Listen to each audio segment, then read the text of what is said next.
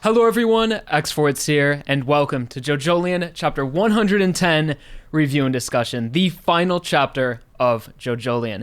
And before we get into the chapter, I of course just have to take a moment to thank you guys so much for coming on this journey with me over the past 5 years now, every single month except for hiatus months, looking at this amazing series, reviewing it, discussing it, and just sharing our love for this series for so long now. I really can't even put it into words how grateful I am for you guys and how much it means to me that you guys enjoy my content and support the channel and have just joined me on this journey for so long now. And of course, I'm so thankful for Araki, who has been creating this manga and just creating art for so long for all of us to enjoy. So, just to get the thank yous out of the way, I'm sure we'll do another one of those at the end, but I don't want this chapter review to be super sappy or super emotional or anything like that. I kind of want to go into it the same way I would any other chapter review. I don't want to set any expectations or anything. We're just going to do it the same way we always have.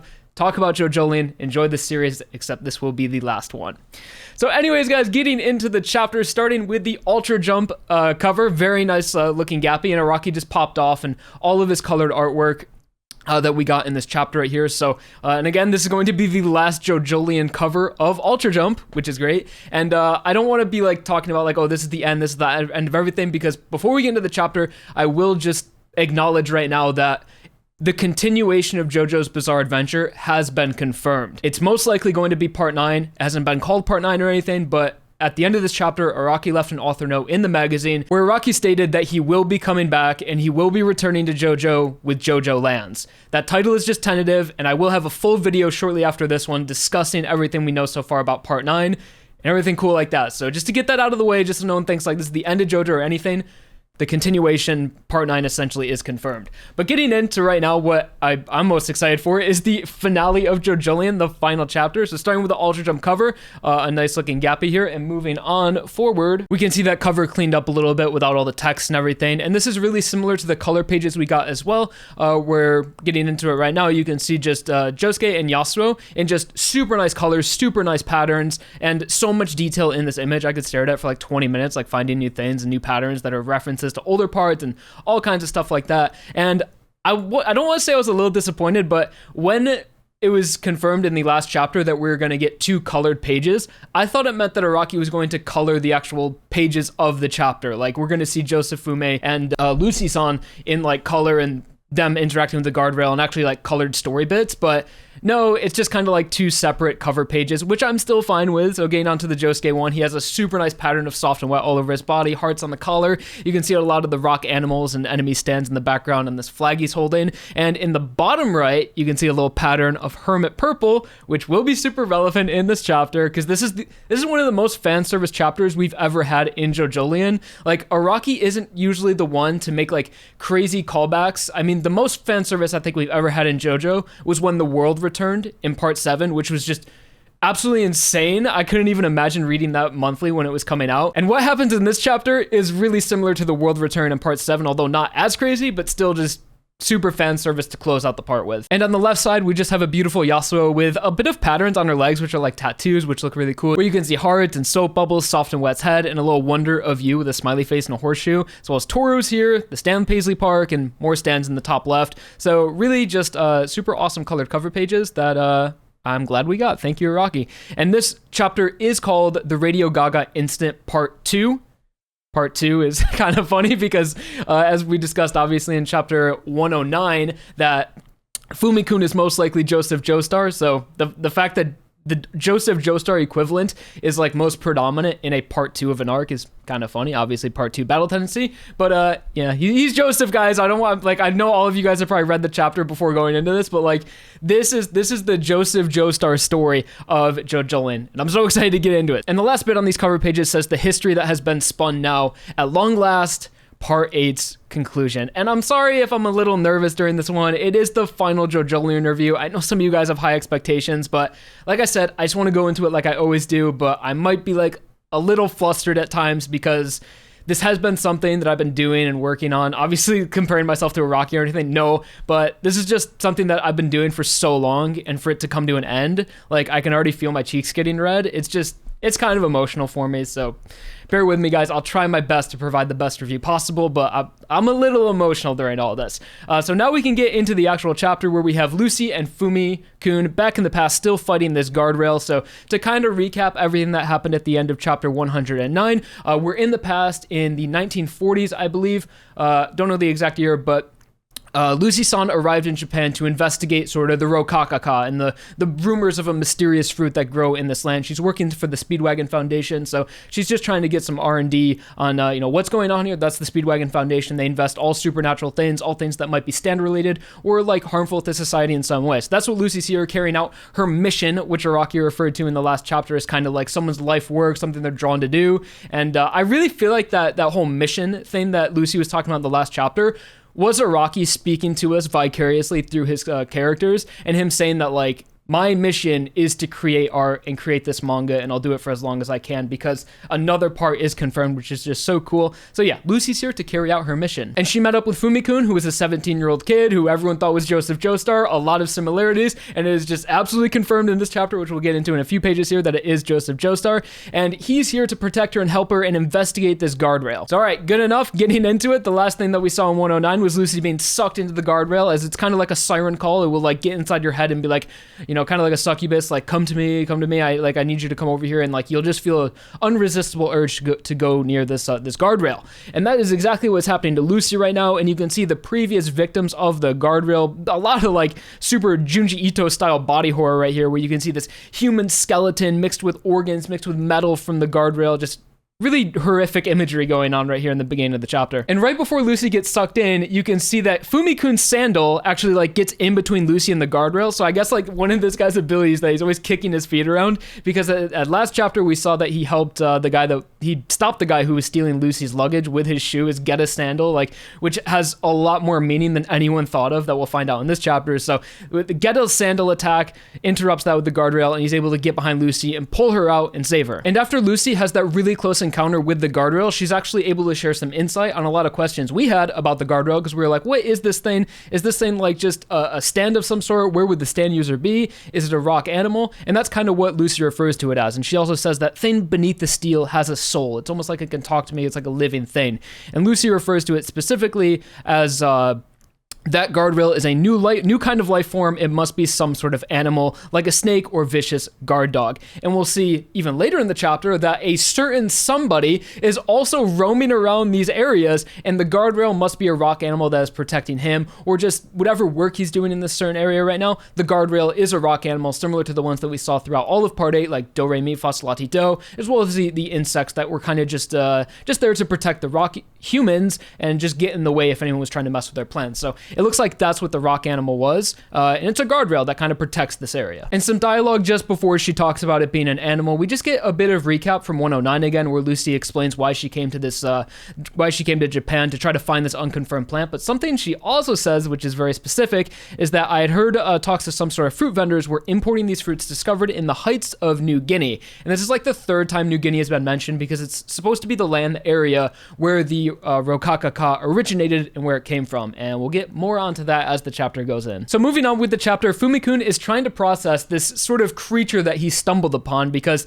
it seems like Joseph Fume has encountered some supernatural things before, and he knows how to fight, and he knows how to use his stand, which, yes, he has a stand, we'll get into later, but he's just kind of like, if this ain't an animal, a living being, I can't imagine what that was. And he also says, all the living things I have ever known have never been as hard or as dry as that guardrail. And I kind of thought it was funny that both the translation teams that released this chapter so far both use the words hard and dry.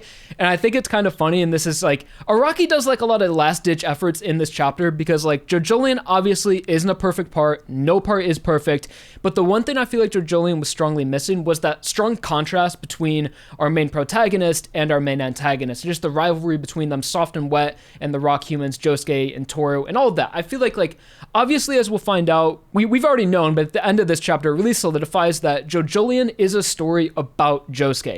It's about self-discovery, self-acceptance, and finding your place in the world, which is really different from all the other parts. All the other parts are us trying to fight this main bad guy, this main villain, that our hero sets out to do or needs to for some reason, whether the villain's messing with their family or them directly. So this is definitely like a brand new thing for JoJo. There was a little bit of it in part 7 where Johnny wanted to learn to walk again, but more so it got onto collecting the corpse parts. And now that I think about it, parts 7 and 8 do play a very pivotal, like a very similar role in the way that the main JoJo has this mission that they need to do or something they need to discover. And then like once you get to the halfway point, they kind of have a new mission where it's like, okay, there's an evil in the world that I need to stop, but the story is again about them growing and self-discovery and more focused on the characters themselves, more so than say like parts 4, 5, and 6 and all that. But back to the point I was trying to get onto right here, how Araki is trying to make like a few last-ditch efforts. So this right here, he says, I've never known anything as hard or dry as this guardrail, kind of referring to the rock animals and the rock humans being hard and dry creatures, which are obviously the direct opposite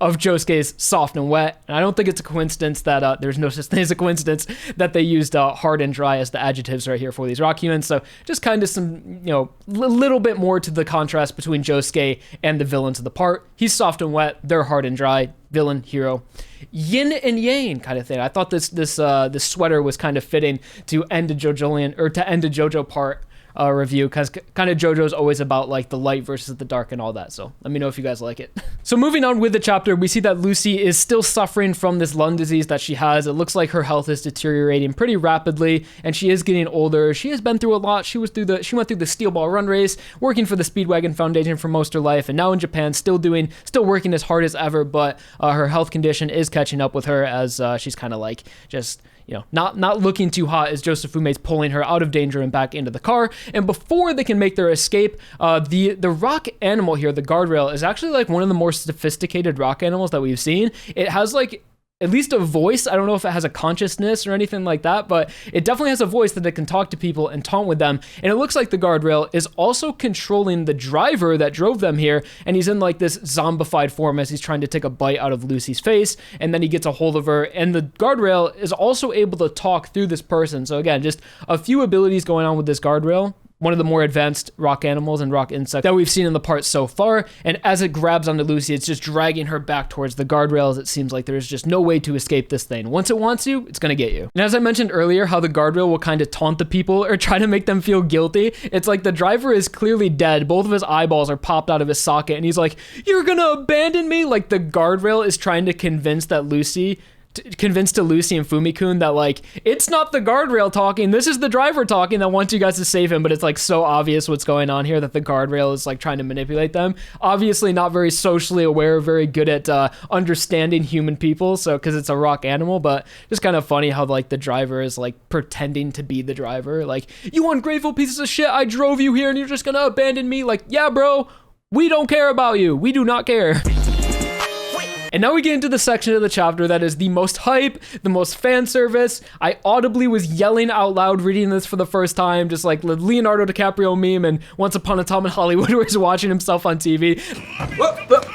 Here I come. Oh, here I come. Oh. That was me every single time like anything happened with Fumi-kun in this chapter here. So as Lucy is getting closer to the guardrail, getting sucked in, Fumi-kun lets out a nice punch, not a stand punch or anything, just a normal punch, and then the guardrail kind of chooses to hit him. Lucy falls to the ground, and now Fumi-kun is being completely consumed, and as we saw in chapter 109, one of the things that the guardrail will do first is try to remove all of your clothes, which seemed kind of like strange. Why does it remove your clothes? Why doesn't it just take you out once? And I feel like that specific thing that the guardrail did was for this moment right here where as Fumi-kun is getting sucked up, his shirt gets ripped off, and what do we see? None other on the trap than the Joestar birthmark, confirming that this man right here is Joseph Joestar of the alternate universe, which was good enough. Even then I was like, oh shit, like I didn't think Araki was actually going to confirm that this was Joseph, because he didn't use the name Joseph. He just kind of like alluded to it with the age and everything, and him being a little similar to Joseph personality wise. I thought Araki, wouldn't go as far as to actually give him a Joestar birthmark or confirm it or outright say anything like that. But I was wrong. I doubted Araki, and he is here for the fan service. As when Lucy sees that he has the birthmark, she's reminded of the Joestar family and the abilities they possess and how possibly stands are passed down through generations. And she kind of just assumes his ability, but I think she's more so just assuming that being a Joestar, I don't know what his ability is, but he has the power to save himself right now. And she says, "You're able to start that car's engine, aren't you? You probably have some experience with this. You should be able to start that car engine from where you're sitting." And then we see the car like kind of, I don't know, I guess like the back engine, or it looks like all the electronic bits are like bursting out of the car. And this is Lucy's perspective of not being able to see stands, because Lucy did have Ticket to Ride, but she was never like a natural born or evolved stand user. She just temporarily had a stand. So still doesn't have a stand. I know some people thought like, oh, maybe we'll see Lucy stand. No, she doesn't have one. And what we see is that all these electronic components going towards Joseph, and then Hermit Purple comes out of his hand and is working like really similar to the way it does in part 3. And it was just like so insane that not only does this confirm Joseph Joestar, but we see his stand and we see alternate universe Hermit Purple as he kind of hotwires the car, and Hermit Purple doing Hermit Purple things just uses it to defeat this guardrail. And on top of seeing Joseph, on top of seeing the Joestar birthmark and Hermit Purple, it's also added that out of all of the objects that flew out of the car was clackers that have 2 J's on them, just like they did in part 2. And he looks at them and he's like there's a question mark above his head, and he's like, no, I don't need these. Just, I thought that was funny. It reminds me of like the Devil May Cry, the DMC remake, where like the white wig falls on Dante's head and he's like, never, and he pulls it off. So kind of funny that he just chooses to ditch the clackers, doesn't want him anymore. And then we see the full body appearance, which has never been seen before, of Hermit Purple, which just kind of looks like a humanoid stand with Hermit Purple wrapped all around it. And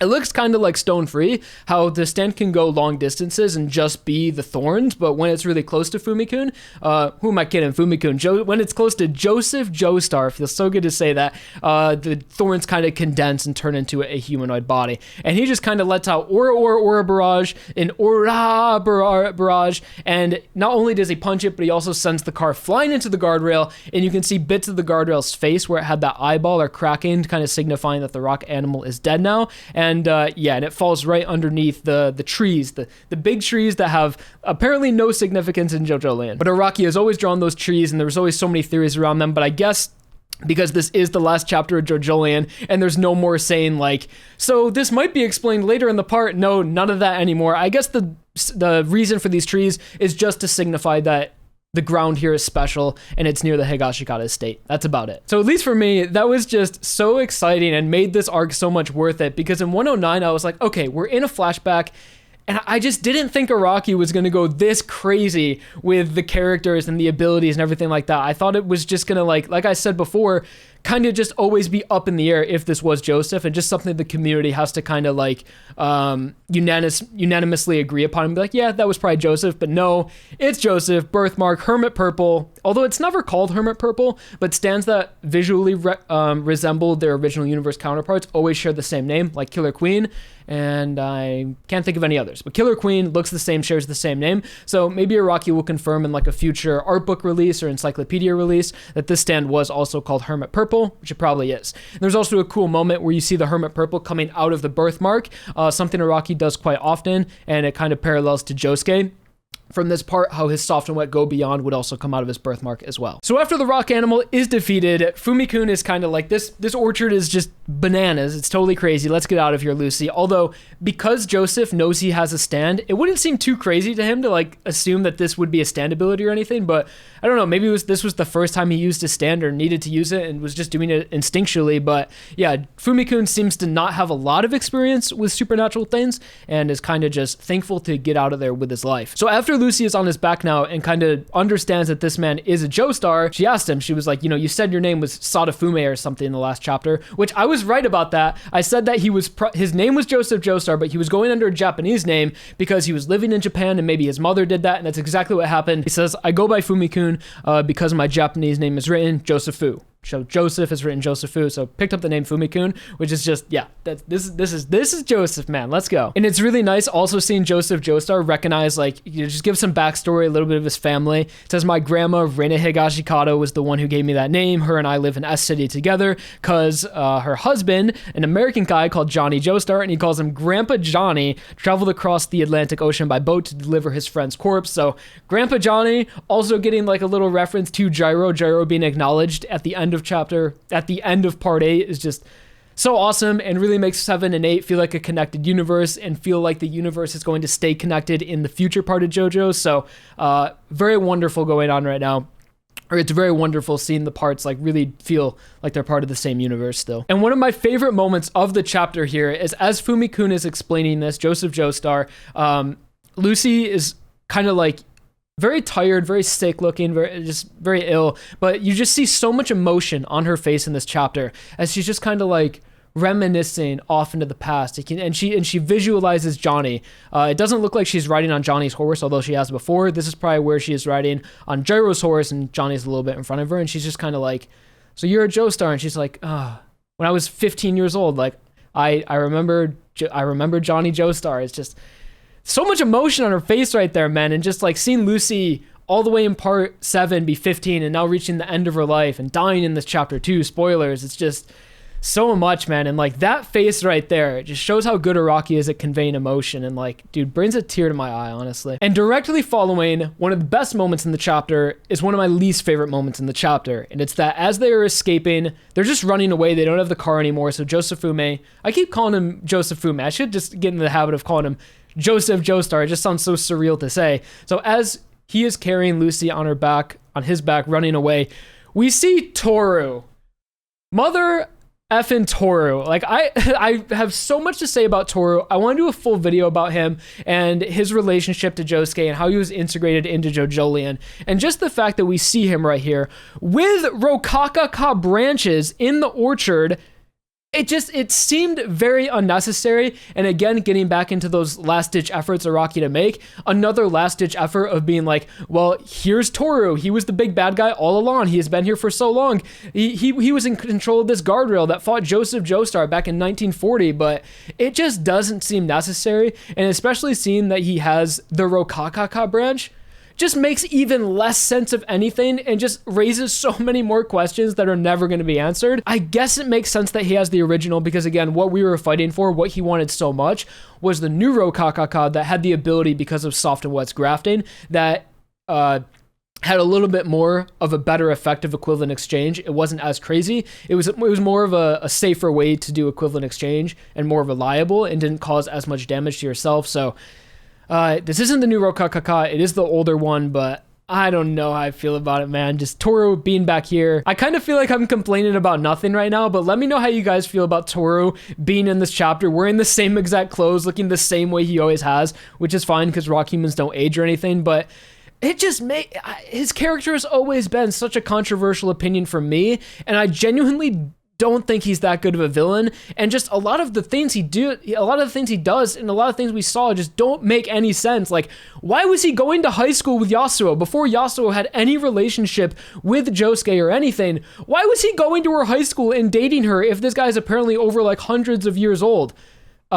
He just doesn't make sense as a villain to me. A lot of the things he does, just I don't get. But in all honesty, I don't think Araki drew this bit of Toru for us to kind of reevaluate his character and be like, wait, if he was doing this back then, what was he doing in between? How did this lead up to this? I genuinely think Araki just drew this page, again, as a last-ditch effort to kind of just reestablish Toru as the overall bad guy of JoJolion and maybe work him into fate in some way, being like a Joestar way back in 1940. Didn't really fight against Toru, but I'm sure Toru was aware of this guardrail and placed it there in a way to protect this orchard where he was growing Rokakakas. And if he has this whole orchard to himself and the Rokakaka fruit, wouldn't that mean he would be able to grow so many Rokakaka and just have like literally an entire orchard filled with them? Now they're very sparing in part 8.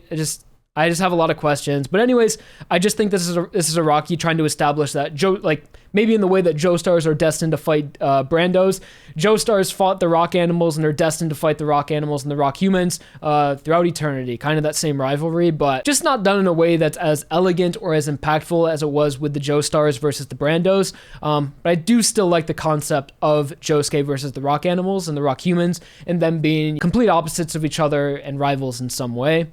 I just don't like Toru showing up here in the past. Just raises a lot of questions, which will obviously never be answered, but it is what it is. And another thing about Toru that was never explained was what was the meaning of his little teddy bear that was on his shoulder. And what was up with the blade arms of the Wonder Review? How come the blade arms never came back? Yeah, I would like to see an explanation for the blade arms maybe in an encyclopedia released by Araki later on. And before we move on to the rest of the chapter with the rest of the history of Joseph and where we went from here, I do just want to take a little bit more time to talk about Toru and what I think was wrong with him and what I think Araki was kind of going for. So the one issue I have with Toru is the lack of his presence throughout the entire part, and kind of that build up to being like, this is the guy we want to fight against, and kind of a real motivation to want to defeat Toru.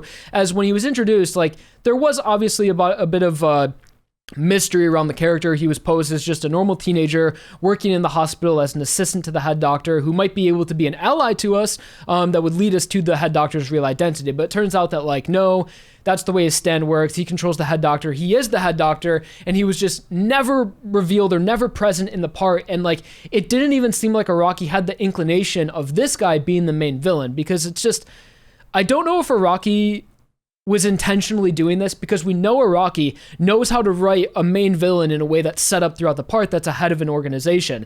Obviously, we had Dio in part 3 controlling all of his subordinates, and the way that he was sprinkled in throughout that made us excited to get to the end, and then we fight Dio at the end. And the same way with, like, Kira, the way he was sprinkled in, and part 5, how Diavolo was literally an organization mob boss member who was probably the most comparable to Toru in terms of the role they fulfill in the story. And the way that Diavolo was introduced, the way that, like, his stand was foreshadowed, and I know some people might be like, well, the Wonder of You killed poor Tom, that was foreshadowed. Yeah, that was in, like, chapter 75, and also that was just a placeholder that really could have been any stand that shot poor Tom, honestly. And we really didn't see any even design resemblance of Toru in the ambulance, and it could be explained that the man in the ambulance that actually killed poor Tom was Dr. Wu. So it's just the fact that Toru was just completely absent, not even a mention of it, and not even a mention from any of the other subordinates or any of the other rock animals. Or I keep calling the rock humans the rock animals, but, like, the only time it was even suggested that there was, like, a big bad guy was with the Urban Gorilla fight, where Urban Gorilla was like, I think he said something like, just wait until you get to our boss or something like that. And it was like, even that was so little. And then Toru just comes in at the end, and we literally see what he looks like and see that he is the head doctor in, like, chapter in the 80s. To me, it was just like too late for him to be introduced for us to, like, really recognize him as a villain. As the fact that, so the part ends in chapter 110, and in chapter, like, 99, we were still like, we don't even know if this guy's the main villain or not. It really just lacked me being invested in that final arc and the Wonder of You. And besides all of this with Toru's late introduction, I genuinely just didn't like the Wonder of You's ability. It did the same thing over and over and over again many times, and also just, it made no sense the way it worked sometimes. It was like, it's kind of like an ability that, like, a 5-year-old would think of. Like, imagine you and your brother, when you guys are, like, 10 years old, coming up with, like, superheroes, being like, well, my guy is stronger than Goku and can, like, throw planets at you, and then you're like, wait, but my guy, if you even think about hurting me, my hero will kill you. It's just like, it seemed like an immature ability, kind of the concept of it, the way that you can't even think about pursuing him, which is like, okay, kind of lame.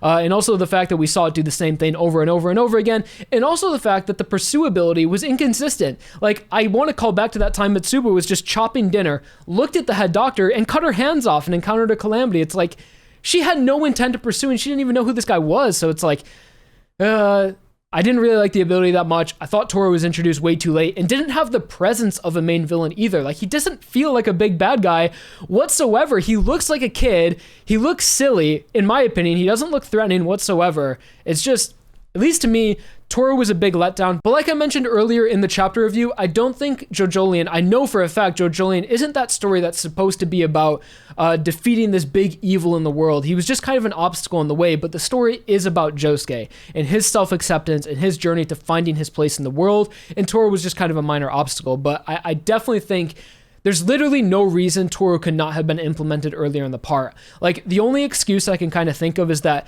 maybe Araki was trying something different and didn't want to spoil the main villain and didn't want to spoil what he looked like early on, thus reserved him and introduced him later. But for me, it just doesn't work. And again, I just see absolutely no reason Toru could not have been alluded to or seen or anything earlier in the part. It just, I really hope, honestly, if JoJolion's ever animated, they really change the way that Toru is kind of implemented throughout the story, which I honestly think they might if it ever gets animated. So that's about all I have to say with Toru and my complaints about him. And let me know what you guys think. I feel like I'm an absolute Toru hater, but like, he doesn't even have a surname. All of the other rock humans had a surname, and he's just Toru, the head doctor, the bad guy, the wonder of you. Let me know what you guys thought about him. As this is the final chapter and there's no more, well, maybe in the future, maybe this is the Toru we got. This is the main villain of part 8. Even if you just like go into Photoshop and stack up the main villains against each other, like from even Phantom Blood Dio to Toru, like he just looks out of the ordinary. He's too young. He has literally no history whatsoever. The fact that, Araki shoehorned him into like, oh, he killed Mamazuku's dad and he was messing with Yasuo when she was a kid and the hair clip and all this, which it doesn't even make sense why he was doing those things, but he just doesn't fit in. And he's honestly probably my least favorite villain in all of JoJo, but it is what it is, I suppose. But getting back into the chapter, I don't want to be super negative. Those were just kind of my gripes and my complaints I have with Toru, but that's not to say that because I had an issue with Toru, I had an issue with JoJolion as a whole.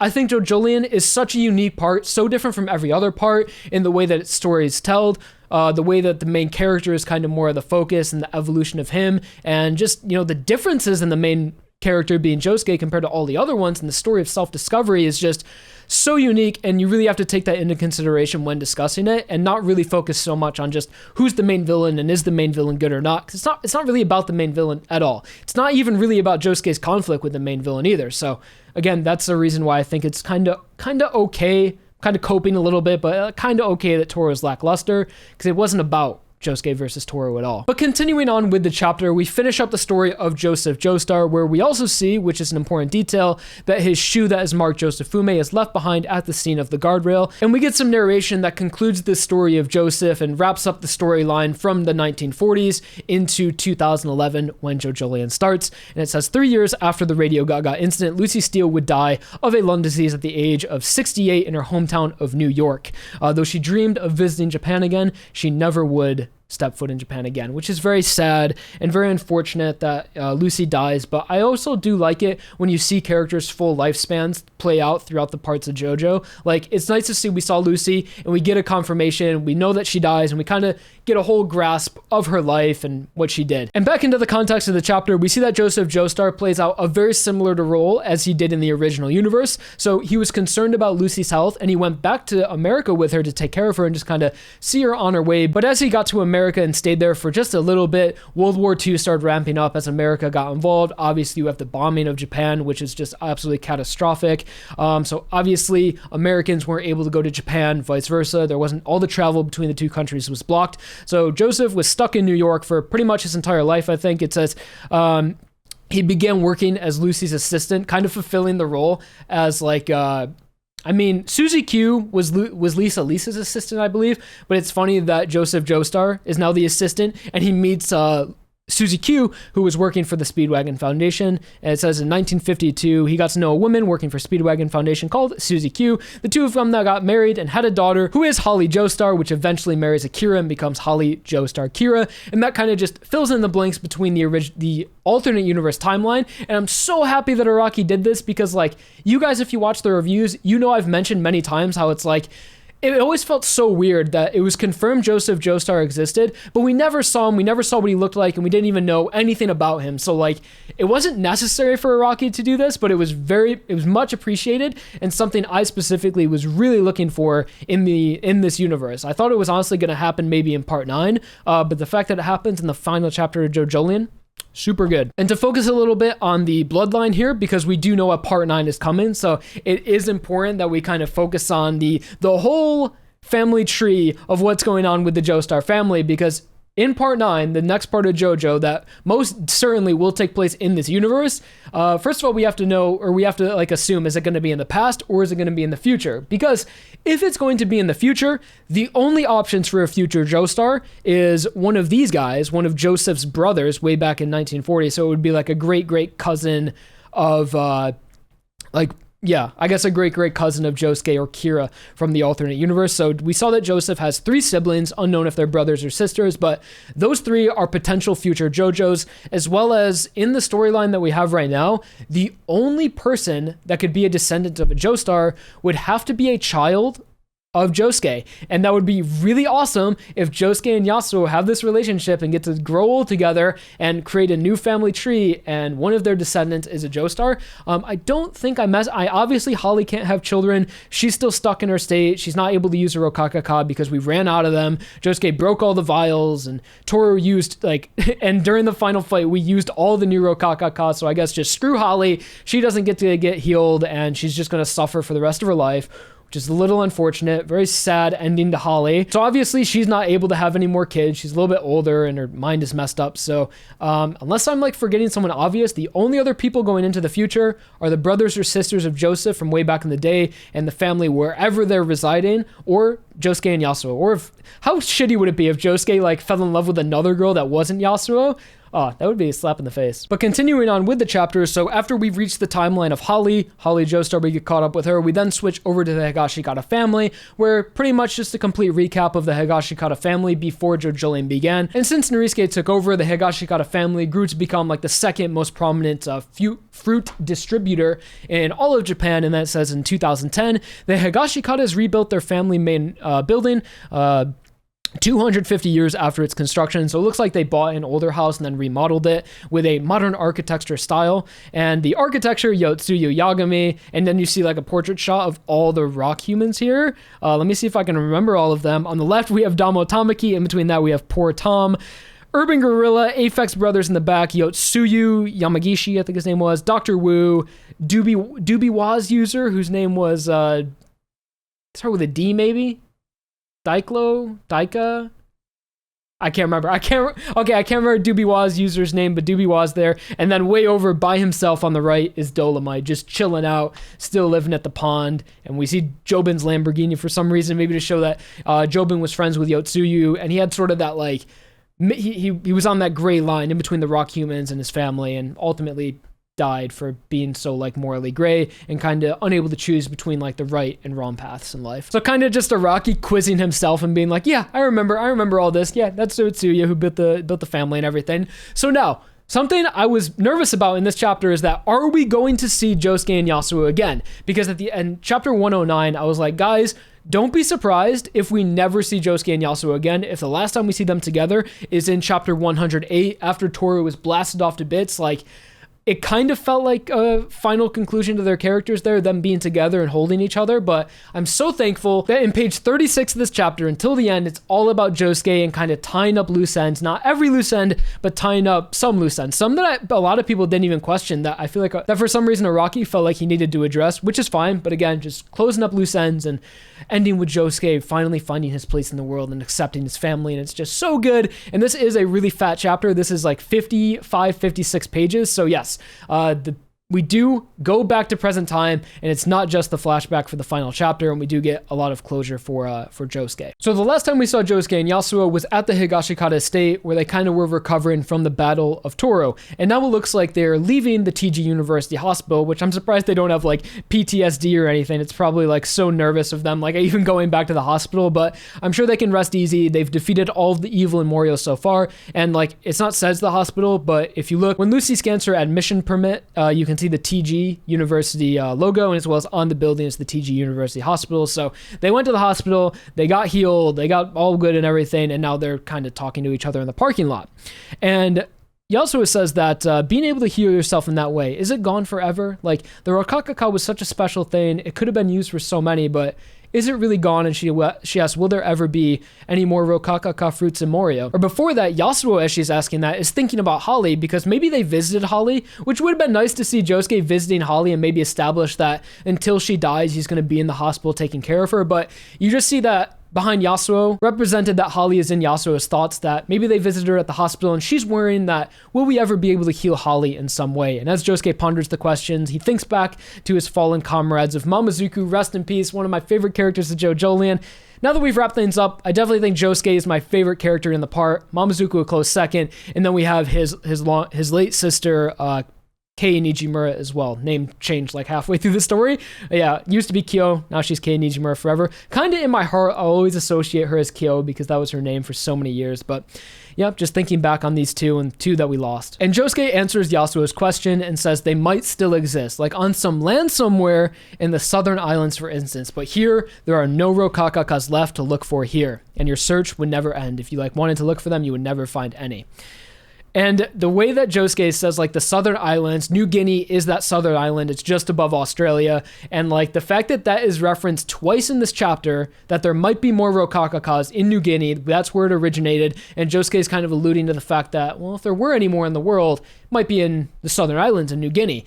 And that the next JoJo part has a tentative title, which means that it could change, like, once it officially starts, it could change, but that it's called JoJoLands. And the island of New Guinea has been referred to as a land for so long. Obviously, it's a land, so dumb of me to say, but, like, yeah, so far, the prevailing theory, if the part is going to be called JoJoLands, is that it's going to take place in the southern island, or it's going to be some sort of journey to the southern island to retrieve the Rokakaka, and it's going to revolve around the Rokakaka again. So I think that would be very interesting, and it is also interesting to take note of the fact that Araki is calling it JoJoLands, because JoJolion is called JoJolion because the suffix Leon, prefix goes before, suffix goes after, I think. So the suffix Leon is like, Araki has said it before, it's in reference to Josuke. It's supposed to be like this holy meaning, kind of like Evangelion, JoJolion. Araki was like, I don't know really what it means, but I kind of associated it with being like a great importance, something like that. And he said that the Leon is supposed to symbolize Josuke's existence. So like,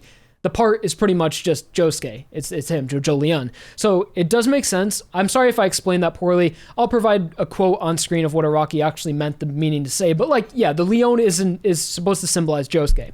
And it's interesting that this part is about Josuke, so JoJolion, and the next part is going to be called JoJoLands, or at least right now. The fact that this part might focus on Josuke, and the next part might focus on the actual, like, something like the Devil's Palm or the Walleyes, and that would make sense because we're ending this part with a lot of questions about, like, how did the Higashikata family curse start? What are the Walleyes? Why did they come to be? Are they the Devil's Palm? And for the next part to have that suffix land is just kind of interesting. And maybe the next part will be about more of all of the questions that we didn't get answered in this part, and maybe less about a main character. I don't know. I'm sure it'll be about a main character, but maybe have more importance of the actual setting. But that's enough theorizing about the future for now. I'm sure we'll do that once we finish the chapter and get on with the end of the video. But continuing on with the chapter, as we're in the TG University Hospital parking lot, a woman drops her phone, and Yasuo picks up and says, hey, you dropped your phone, here you go. She has a baby, she puts it in the carriage, she's on her way. She's in the hospital parking lot. And this is like Araki just wrapping up a loose end that no one really questioned, or no one asked to be wrapped up or anything, but it is interesting nonetheless. And Yasuo says that mother carrying her baby, I think that was, and then Josuke says, don't worry, Yasuo, I know who that is. I've noticed her during my time. So apparently, as Josuke's been living in Morioh, he's seen this woman before, and who it is that it was Josefume's mother. And apparently he knew that because Carrera told him that, like, hey, you're Sekchan, you're Josefume, right? And it's interesting that Carrera recognized Josuke as Josefume, but Josefume's mother never recognized Josuke. And Josuke even says that. He's like, we've seen each other, but I think she has no idea who I am. She's never looked at me with any passion or anything like that. But he knows that that is Josefume's mother. And it's just a coincidence they ran into each other here, just kind of for plot convenience for Araki to wrap that up. And I guess Yasuo wants Josuke to try to confront her and be like, explain to her that, like, I am your lost child. Do you want to know what happened to your missing child that died in the earthquake? Like, that you've never been looking for? Like, I'm him. And Josuke says, like, that's fine. Looks like she never noticed me, not one bit. It's no wonder, though, ever since the big earthquake, Josefume stayed missing this whole time, and she never even cared. She didn't even try to look for him. And it looks like she already has a whole new life and a whole new everything, like she has a new kid. So Josuke is really saying that, like, this woman never cared about me. She never cared about Josefume, her son, which is consistent with how this character has been portrayed. Because way back in chapter 50, can't believe I remember that, and the mother's name was Kiyomi. Yes, it was Kiyomi. I remember that. Chapter 50, Kiyomi was when, I can't believe, that was a good job. I'm proud of myself for remembering that. So Kiyomi, I might be wrong though. 99% sure that was her name. In chapter 50, there was a flashback where Kiyomi was on the beach, and she was like a single mother. She had Josufume as a kid, and then he was like, she was a very negligent mother is the way that her character was set up, because she was like trying to attract guys on the beach, and then when the men saw Josufume, she was like, no, she's an old hag, we don't want to party with her, have fun with her, she has a kid. And then like moments after that happened, as she was on the beach, Josufume started drowning in the water as like just a baby. And before this, it was shown that she was like, the mother was ditching work a lot. She was maybe addicted to pills. She was like popping sleeping pills. And when she saw Josufume drowning, she didn't do anything. She was hesitant. She didn't even throw the life raft to save him. It was said like he was in the water for like 20 minutes or something, like almost drowned, and probably someone else saved her. Or someone else probably saved Josufume, or she just finally came to her senses and was like, what am I doing? Am I letting my child die here? But like, she was a really shitty person to be set up, almost worse than like Giorno's mother, who let her husband or Giorno's stepfather abuse him. So like, she almost let Josufume die. And I guess Josuke realizes this and is like, yep, she doesn't even recognize me as Josufume. She's a shitty person. Not really saying she's a shitty person, but he's saying like, I don't want to be somewhere where I'm not welcome. If she doesn't want me, I don't care. I don't want to be part of her life whatsoever. I don't care if technically she is my mother. She doesn't want me, and I don't want to be where I'm not welcomed. I kind of think that's what Josuke is saying with this, because he doesn't even think to approach her. And he was kind of waiting for her to maybe recognize him and be like, are you Fumi? Are you like my son Josufume? But obviously Josuke has moved on, and even the expression in his face is like, fuck that bitch. Like, I don't care. She doesn't care about me. I don't care about her even, which like is kind of cool, I guess, that Josuke is doing that. But it's weird that Araki sets this up, that in the past she was a negligent parent, almost lets Josufume die, and now again, she doesn't even recognize Josufume at all through Josuke, and she never looked for him. She didn't care about him. But then, in like the next few pages, Yasuo was like, by the way, when I touched her phone, I did this really silly thing where I totally stalked all of her images, looked in her entire camera roll, and it's like, she has all of these baby photos of Josufume, and it's like, well, why are you going to establish her in the past and then right now that she doesn't care about Josufume? And clearly she doesn't care about Josufume because she doesn't even recognize Josuke or see that connection to her son. And like, she did almost let him die as a child. Maybe that was like, oh, she was going through a rough time, but she changed over time. But now Araki's like, well, she has these on her phone, so clearly she cares about her. And it's kind of like this last-ditch effort for Araki to be like, no, she's not a bad person. She does care about you because she was looking for you and she has these baby photos. But like, I think it's stacking against the mother, the fact that she doesn't recognize Josuke, she didn't really look for him, and she almost let him die as a kid. Then no, she doesn't care about this guy. But apparently these baby photos are supposed to change our mind on Josufume's mother and be like, yeah, she's a good person, when honestly, I don't think she is. She almost let Josufume die. She doesn't recognize Josuke. She doesn't have any of that passionate connection. The way that even Carrera recognized Josuke as Josufume, and Josufume's mother has none of that. So maybe I'm interpreting this a little bit different from you guys, but I don't know why Araki would try to convince us otherwise with these baby photos, because it's like, whatever, man. And there's even like a bit of emotion on Josuke's face where he like second guesses himself and he's like, wait, does she care about me?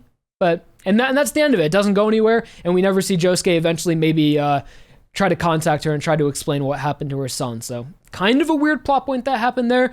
No one was really questioning that Josufume's mother, what was the deal with her, but yeah, she didn't care about Josuke, but because Yasuo stalked the phone, it turns out she did always care for Josufume. Weird little situation that happened here at the end. And while we're talking about Josufume, I do want to mention the last little bit here where Yasuo is like, well, I was also stalking the phone. It turns out also I found out why he's named Josufume, and it's that Josufume's grandfather in Morioh had found that sandal by the guardrail that Joseph Joestar had kicked off to save Lucy, and the Geta sandal had said Josufume on it, Joseph's Japanese name, and it just stuck with him. It was fate, I guess, connecting Josufume Kujo's family with the Joestars, and that's how he got his name. The grandfather always liked the name, and then when his daughter was having a son, she was like, hey, I like the name Josufume. I found this sandal so many years ago. You should name him that. And like, that's the explanation for how his name is Josufume. But it's very strange that his last name is Kujo, which is like supposed to be connected to the Joestars, but not technically in this universe. But there was one cover page where Josufume had the Joestar birthmark. And I don't want to consider this like an Araki forgot or anything. I thought about it a lot, how we could connect Josuke to the Joestar bloodline, but genuinely, guys, I think it is just an inconsistency, and the only time we ever saw Josuke with a birthmark was on that cover page when he was sitting right next to Kira. And why I think he had the birthmark is that it was a genuine mistake, and Araki meant to draw it on Kira and didn't, or he drew it on Josuke only for like visual reasons and no story reasons whatsoever, because going back and looking through all the times Josuke is in JoJolion, like his trap is visible many times, even when he's a baby, when he doesn't have his shirt off and like you can see his whole body, and you see his trap so many times when he's an adult. He never has the birthmark in the context of the actual manga. And there are scenes where him and Kira are right next to each other and the same amount of their shoulders are visible, but Josuke never has the birthmark. So I genuinely think that was Araki just drawing it on the wrong character or drawing it with no story meaning whatsoever. And Josuke is not connected bloodline to the Joestars and doesn't have a Joestar birthmark, but like because his grandfather found that Get a Sandal, there's a connection through fate in some way.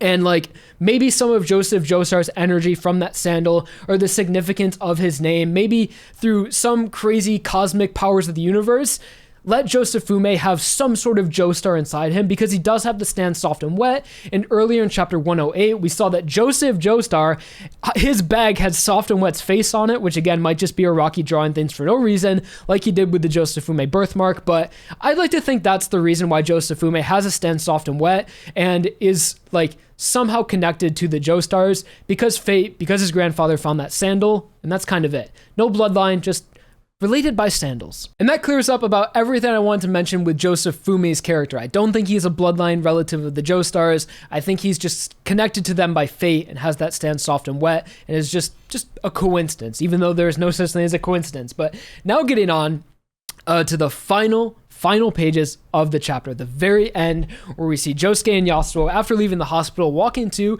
the Higashikata fruit parlor, the cafe, the same area where we saw Ojiro eating garbage, like it's by the same place. And Daya says, hey guys, we're all at the cafe. Although Daya's blind, how does she see this? Araki forgot plot consistency. How can Daya see Josuke and Yasuo walking towards them? No, I'm kidding. I know some people might actually say that though. So Daya's like, hey guys, we're all in here. We're inside the cafe. We are picking out a cake for the family to kind of celebrate with, in a sense. And what are we celebrating? We are celebrating that Norisuke is going to come home from the hospital tomorrow, and we're going to do a little celebration. So everyone should pick out a cake, and it's like, somehow like if you guys go back to like my King Nothing video or so many other past JoJolion reviews, I thought the one thing that was going to happen, if like I was like, every character in JoJolion could live except for Norisuke, but somehow Norisuke lived. Like it's so like out of the ordinary, the way that the story was written, and totally against the odds that Norisuke ended up surviving this part, and as well as that Tsurugi was healed from the rock disease without having to go through like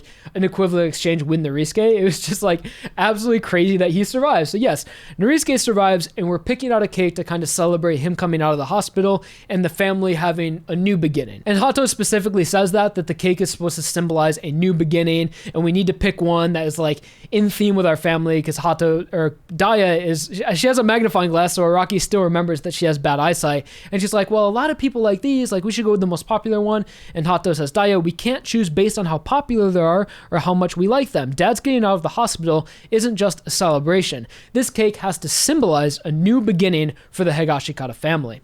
And she also says that, remember what Dad said, when people are going through hardship, the only acceptable gift to give someone is fruit. We are a fruit family. We got to pick a fruit cake. And this is a very emotional moment right here when Hato says this. We're symbolizing a new beginning, as well as that she says, like, this is what our father told us. And they're kind of like thinking like, yeah, that's what we are as a family. We are the Higashikata. And then like, I get them being reminded of why Norisuke is in the hospital and that he is in the hospital just causes the entire family to break down in tears. You have Hato crying, Tsurugi crying, Mitsuba completely devastated because she did lose her husband as well. And then Joshu just trying to, I'm getting choked up just looking at this panel again. Joshu just in the corner, just like, obviously Joshu's like, a little bit more like masculine, and he kind of wants to hold back his tears and kind of just stay strong through hardships, and that's what he's trying to do right there through his body language. And then you have Hato and Daya crying again, and like the one person that's the strongest in this moment when there's so much grief in this room and just a broken family, as we always said, like how was the Higashikata family ever going to recover from this and ever going to be normal ever again. But as people do, we move on, we persevere. And Tsurugi is the one to step up and compose himself and say, I want Josuke to choose the cake. Choose the cake, Josuke. And Josuke is like, he just walked in, he's looking at the family, and he's like so shocked by that. And Tsurugi again says, you should choose the cake, Josuke. And then the whole family is like totally on board with it. Hato's like, it kind of reminds me of like the end of Evangelion when everyone's like, congratulations, Shinji. They're all like, choose the cake. You should choose the cake. I want you to choose the cake. Hato's like, yeah, Josuke, decide for the family. Again, he's in disbelief. He says, you guys want me to choose the cake, in a way that Josuke has never felt that sense of like belonging before, or that sense of family, or the sense of reliance that people might have on him. And even Joshu says, Josuke, choose the damn cake, man. Just choose the cake. Like, there's still that little bit of rivalry and hostility between the two, that they have a little beef, but even Joshu is like, choose the damn cake, man. And them telling Josuke to choose the cake is them accepting Josuke into the family and really showing that he has a purpose in life and he belongs to them. And he is the new beginning that the Higashikata family is going to move on from here, because the cake symbolizes a new beginning and Josuke is the one to choose that. So Josuke, in a way, like, is that new beginning for the family.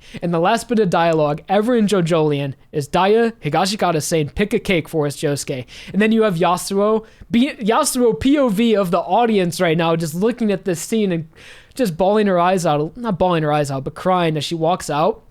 And then you see the remaining family members, and as well as 2 empty chairs, which definitely confirms that Jobin and Kato are dead, because like this scene is so emotional and it's supposed to be like bittersweet, as the family is so sad and there's so much grief and devastation in this room right now, but it is the start of a new beginning and there is hope to move on from here. So it really would have broken the immersion and been distasteful for Araki to be like, by the way, Jobin's dead and Kato are dead. So I think it is a lot more tasteful that we just have 2 empty chairs, that it's like, okay, those are the 2 dead family members that aren't going to be here, but Norisuke is going to be here as well. And the final shot is the family looking down on them as they pick a cake, as Josuke is even holding on to Daya, which is just so sweet, and him belonging with this family, and showing specifically that like this is Josuke's family, because Yasuo is also leaving. Yasuo is like, clearly I don't belong here. Yasuo is being socially aware enough to like leave and let them be a family together.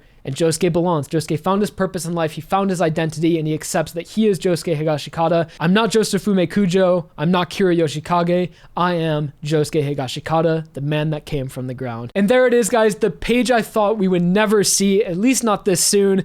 JoJo's Bizarre Adventure, Part 8, JoJolion, end. And it's also important to take note of that Iwatsuke, the dog, had survived this entire part. Araki is becoming soft in his later years. He's not killing dogs as much, as Iwatsuke had survived like 3 stand fights. I thought he was certainly dead in the Ozone Baby fight when he was crushed by the lack of oxygen or the pressure, but Iwatsuke survived. And it's also like devastating to see that not only is the family like forever scarred from this moment and from Toru and just this whole catastrophe, calamity would probably be a better word, that was bestowed upon this family. You see the empty chairs, the dead family members, you see who survived, and you also see like the scars, how Mitsuba's nose is still messed up from her equivalent exchange, and Joshu is missing his right arm still, which is like, he has to live forever like that, and it's just so brutal. Like, really, it's a like I said, bittersweet ending, like in the purest form, man. Like, it is so heartbreaking seeing how this family has to move on from this grief. Mitsuba being a widow, and just, God, them all crying at the end. It's like, it's a happy ending, but it's more so a sad ending. It's really happy for Josuke in the fact that he was able to find his place in the world and his purpose. But so of course, nothing will ever be the same as they once were, but it's very important that we remain hopeful for the future of the Higashikata family. And with this new beginning, now that they can really embrace Josuke into their family, and Norisuke is going to be okay. Really, the rock that holds this whole family together is Norisuke. So it was pretty much like, before I used to think, Norisuke had to die, but now, like, recontextualizing how I think about the family, like, if Norisuke died and we were left in this scene without Norisuke, it would be catastrophic. There would be no hope going forward. Like, these people are all young adults, young teenagers. Like, they might look to, like, substance abuse or resent their family members and just crumble. So it is very important that Norisuke is there to be that rock that is, like, just holds the whole family together, because he always was like that voice of reason for the family that gave them so much life advice and was like all guiding them in the right direction. And is just such a good person and pure of heart, like more so than pretty much all the characters in the part. Like he is like that pure like symbol of justice for JoJolion. So it's very important that we remain hopeful going forward for this family. And it's also important to remember that Mitsuba is still pregnant with Jobin's unborn child. So hopefully many years from now, after they've grieved over the loss of their eldest brother and their mother, that like, and Joshu grieving over the loss of his arm and maybe any other permanent damages that the cast has like endured, hopefully many years from now the family can finally like find peace again and live happily ever after and like come to terms with what happened and accept it. And just I hope nothing but the best for the future of this family. And I hope in the future part of JoJo, in JoJoLands, even if we're not in the Higashikata family, even if we're somewhere off in the way future or in the way past, I hope that there's like maybe a little bit of like what we're up to now, what's going on with the Higashikata family, or maybe a descendant of them, maybe like Joshu's son or Jobin's unborn child or something comes back as like a rival to like the next protagonist. There's just so many things that could go on in the future of JoJo, because that's where I'm conflicted on right now in this future part. Are we going to go in the past or are we going to go in the future? I hope we go in the future, because that means it'll probably be a descendant of Josuke, but who knows? And I had this theory on Twitter that it wasn't even a theory. It was just like something that everyone said before in the JoJo community, where it's like, what if we had twin JoJos? Like, wouldn't that be cool? And this tweet had like 50,000 likes or something. So apparently a lot of people want a twin JoJo. By the way, follow me on Twitter if you haven't already. Post a bunch of good stuff over there. But like, imagine this. Since Josuke has 4 balls, he has the power of 4 testicles. Imagine if his descendants are twins. Like his sperm count is so healthy and so high. He's just pumping out triplets and twins and everything. And we get those twin JoJos in the future part. That would be the only reason twins make sense. Because it's like, yeah, Josuke had 4 balls, so his semen was so powerful it made twins. Like that would be so sick. Like Araki should do that. That would be really fun. Twin JoJos in the future would be great. And before like I fully get off the topic of this chapter, I just want to go back to a few panels I know I skimmed over, where it's like Josuke's final words to the audience and himself. It's back in the Josefume moment where he's kind of like, I'm over Josefume's mother. If she wants nothing to do with me, I don't want anything to do with her. It's okay. And he kind of like, so I'll just read it. He says, my very first memory began when I woke up buried in the ground beneath the walleyes. No matter what I do, the memories before then won't come back. The people I met in my previous lives, the places I went, they don't exist. And that's him acknowledging that what he once wasn't him. It wasn't what he once was. It was never him. They were different people. And what became from the ground is him. And that's where his life began. And it's as if like behind that, like, and that's again, him realizing that like, I don't really need to be a part of this Josefume's mother's life. She's not my mother. I'm who I am. I'm Josuke. And he says, I'm not Josefume Kujo. I am not Yoshikage Kira. I am Josuke, the man who came from the ground. And like that line right there, that's the whole meaning of JoJolion. That's what JoJolion has been about this whole time. And Josuke has said this before, but this is just a reestablishment of like him truly accepting that, you know, it doesn't matter who he was in the past. It doesn't matter how he came to be. All that matters is what he is right now. He is Josuke. And yeah, that's kind of like the final sayonara to JoJolion and like the real meaning of the part, I guess, and the last words we hear from Josuke. And then you get that last page where it's JoJo's Bizarre Adventure End. And that's JoJolion, guys. That is part 8 in its entirety. And this is the final chapter review. So I guess let me know what you guys thought about part 8 as a whole, where it ranks and everything.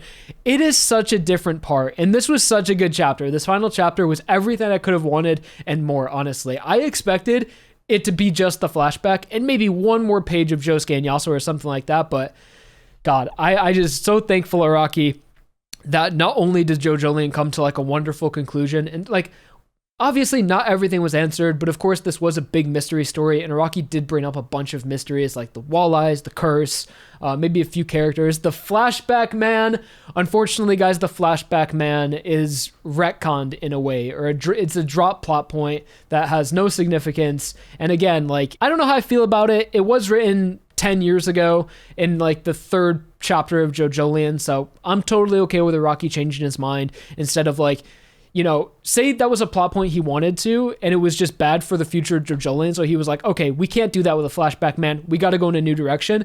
I'm much more happy with Araki going in a new direction and writing the story he wants to write it, instead of like being restricted to this thing he wrote 10 years ago, or needing to incorporate the flashback man into the final chapter to explain it in some way. I honestly wouldn't want that. So I'm fine with it being a drop plot point, honestly. If it's good for the story, it's good for the story, and it was Araki's decision. And confident in Araki's abilities to write a comprehensive story and a very good story that is enjoyable.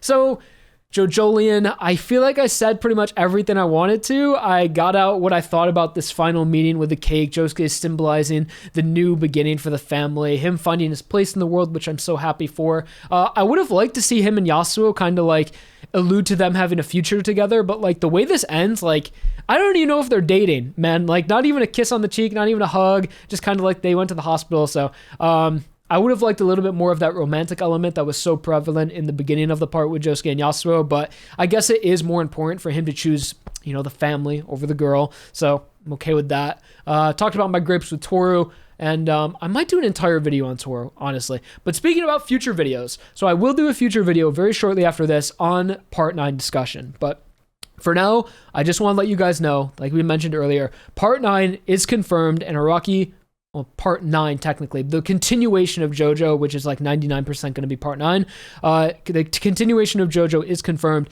and Araki will begin writing JoJoLands after a short break, which is just so exciting to know that we just got the finale of part 8, and this part that has been going on for 10 years is coming to a conclusion, and we're getting another part, which is like something I was really nervous about, because I love doing this reviews and I want to keep doing them, and knowing that I'm going to be able to do them from the beginning with the new part is just so exciting. We're going to get to see what a new JoJo looks like and be a part of that, and it's just so historical for the Western community to be a part of that, because of course JoJo's been going on for 30 years now, and everyone in Japan and other cultures that were able to read JoJo way before the anime and everything, like they've been part of that moment where like Johnny was revealed or Josuke was revealed, or when the new JoJo comes out. But I'm sure 99% of you guys watching, and myself included, have never experienced that, being there for the first chapter of a new JoJo, and I'm just so excited for that moment and very hopeful for the future. So where do we go in the JoJo universe from here? One thing that's for sure is that we will have a new setting. I think we can say goodbye to Morioh here. We were in Morioh for part 4, and now we're in this reimagining of Morioh for part 8, so a new setting is for sure. Are we going to go the future or the past? Probably the future. Araki tends to take things in the direction of modern life. Like, this part started the same year that Araki wrote it, 2011. So if I had to make a prediction, a future part of JoJo, like statistically, it would make the most sense for it to be in like the year 2021 or the year 2022. Or if Araki wants to go like a little bit further into the future, or maybe like 2015 or 16, maybe just shortly after JoJolion has ended. But then again, we have to think about who this main JoJo is going to be if we're in the same universe. Like, it would actually have to be like 20 years after JoJolion, and then that would put us... Araki's never done a futuristic part. He's never gone further into the future than when he was writing. Maybe he did for like part 5, I think, that took place in like 2002 and was written in like... when was part 5 written? Like 1998, 1999, something like that. Or maybe part 6, because part 6 was 2011, I think, and it was written in the year 2000. So I could be wrong on that, but I think he went a little bit into the future for part 6, but we've never had like a full futuristic part, which it would kind of have to be if we went to the year like 2030 or 2040. It would have to be like a more futuristic setting, or at least a more like modern setting with technology that we haven't experienced yet. So I don't know how confident Araki is doing that. He doesn't really seem to be really interested in like future sci-fi stuff, so we'll just have to wait and see. For JoJoLands, is that going to be the title? We talked about it earlier. It kind of makes sense in contrast to JoJolion and how it could be a continuation of the JoJolion story, which does make sense in some ways because there are so many mysteries still with JoJolion. So for another part to really make JoJolion be like a 2-part part, if that makes sense, but just have to wait and see. As for now, I would like to thank you guys so much for watching the final JoJolion review, chapter 110, and just supporting the channel, myself, the content, and my work, and of course Araki's work in the manga, and just being engaged with the community, being a part of this is just... like I said earlier, I can't even put into words how grateful I am for you guys and how much it means to me. It truly is like an emotion that I just can't express through words, the way that, like, this whole JoJolion chapter review saga has unfolded, and the emotions I feel recording these videos and sharing these experiences with you guys. It is surreal. It is something I can't put into words, but I appreciate it, and I don't want it to stop, and I'm very excited that part 9 is coming. So thank you all so much for watching the video. Like if you enjoy, subscribe for more. And just again, guys, one last thank you for joining me on this journey throughout JoJo's Bizarre Adventure Part 8. Now that Part 8 is concluded, I can do so much more content on it. I plan to do a full JoJolion retrospective video, as well as talk about a few characters now that the arcs have ended, and possibly even a video dedicated to Josuke himself. But for now, this is the final JoJolion chapter review. Thank you all so much for watching, and I'm out. Peace. Hey guys, almost as soon as I stopped the recording, I got like this huge emotion that hit me that's like, just that the part's over, and I just wanted to share it with you guys, so I turned the camera back on. But and I just want to thank you guys one last time for, again, supporting the channel and watching me and sharing this. I'm staring at the final page right now, just like putting more fuel on the fire, causing more pain, but like just been such a big part of my life, and it's just really hitting me now that I'm not like super happy that it's over, but I'm okay with it. It's like, I just don't know how to feel right now. It's like, there's more coming, there's a future, but it's just, this part will just always mean so much to me. It's just, it's been literally such a big part of my life for so long. It's just, oh, I'm sure a lot of you guys feel the same, but I just don't even know how to describe right now how I'm feeling. It's like, it is joy. Like, it is joy. I'm very happy, but it's just, you know, something coming to an end. But the beginning of something new, like the end of the part. I hope I'm not feeling this the whole time I'm editing this video, but I'm sure it'll pass. But I just wanted to share this with you guys. And thank you, and I love you guys. Bye.